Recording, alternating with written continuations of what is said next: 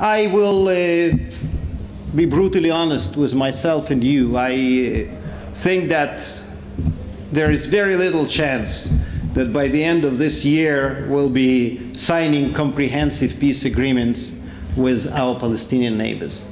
But I said to many of you in the past, and I'll say today, and I'll continue not just saying that but doing that.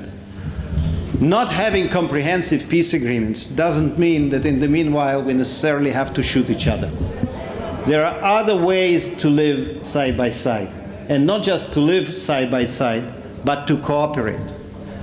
And I have to say that sometimes the same feelings that I just described, the feeling of pride when you are far away from the state of Israel and people across the table are talking to you about their desire to cooperate more in the field of technology, startups, water resources, agriculture, you name it.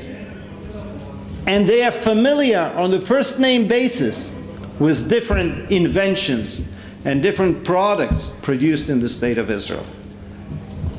And 100 miles away from here, I asked myself, is there no need for Israeli know-how in agriculture, in technology, in water resources, environment protection? Everything's fine. So I think that for us, when we start talking about trust-building measures and the positive messages, these are the real trust-building measures.